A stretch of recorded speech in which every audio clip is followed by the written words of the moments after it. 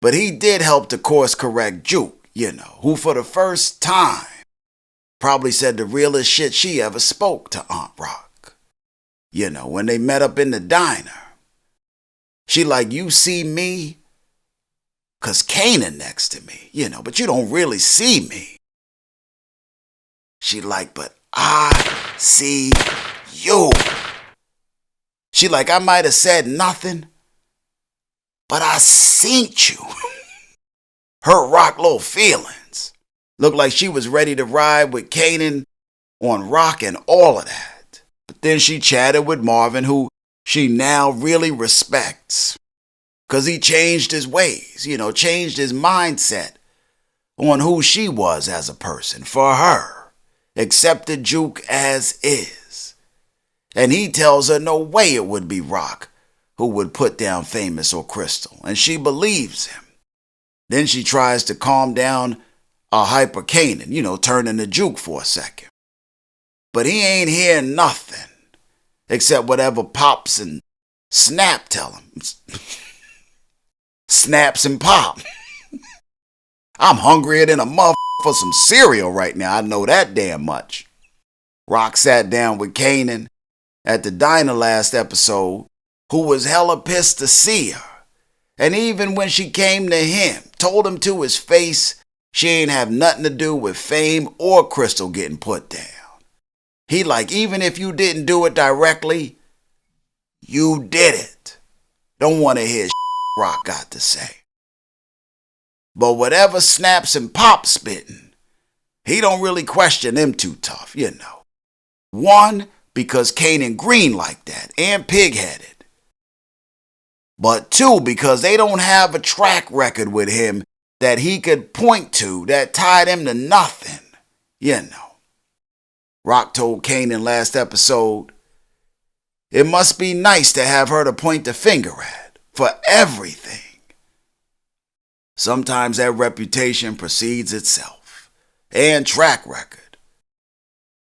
And it can either put some good shit on you or some bad shit. The track record, that is.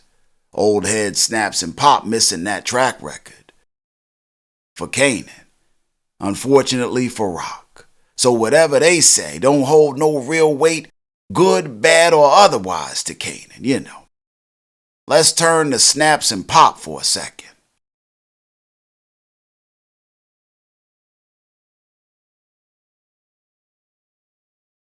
They meet up with Kanan, and they tell his ass to stop asking about who popping all his friends. They like, it's a shame all your friends getting popped. But stop asking about that. You're gonna make us look bad and Then they tell him they heard he was trying to do some business with Unique. Then they tell his ass they now trying to go from just investors to full-time hustlers in the drug game, baby. I'm a hustler, baby. I'm a hustler, baby. They tell him they got this nephew, see? And if he link up with what Kanan and Unique doing in Queens, especially since beef is amiss in Queens right now, based on word on the street, well, they could run Queens. They like, we got the transportation to connect all of that. She said, give the word. Our shit is turnkey. We'll be up in a goddamn day. They ready to take a bigger bite out of crime in the Big Apple, and lock down in Queens. And they introduce him to their nephew Breeze, Speaking of that lock-on thing in Queens, let's turn to Steffano for a second, because his ass wasn't doing so hot either. He meet up with Phil Russo, and they get to talking. Steffano like, your crew don't know it was you who had me put Sal down, so you could be boss. Maybe they need to know, being that you all up in Queens on my taking my work. He like, I'm about to start yapping. Now, anytime somebody say that I don't know what the they hoping to get, and I don't know why they say it. But they about to get got. Like Stefano being who he is. Doing the shit he had to do to be who he is. How that come out his mouth? Russo hear what Stefano talking. He play him out. He like, I'm going to pull out a Queen's player. You got it. Stefano like, how you going to give back what's not yours to give? Russo pulls Stefano close like on some, hey, we still friends here, you know. Then once he gets Stefano close, he pulled out a little gothic, elvish, Celtic blade and shit. Pulled out a little mini-me. Stuck that shit in Stefano's side like, ugh, ugh.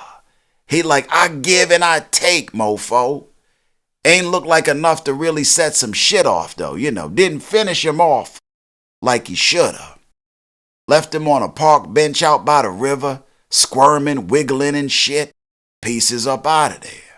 Russo finds out later that Stefano didn't kick the bucket. Takes advantage of Unique's help when he comes around for that check-in. Russo tells him it's about to get messy between Jersey and Queens. And if he trying to burn the place down, that arson would be greatly appreciated right the now.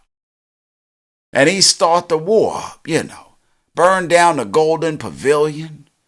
You know, home of the number 37. Marvin was out and about looking like he was about to re-up on some Newports. Black sedan pulls up. Guns pop from all windows. Blasting. And looked like even the motherfucking driver was shooting at Marvin ass.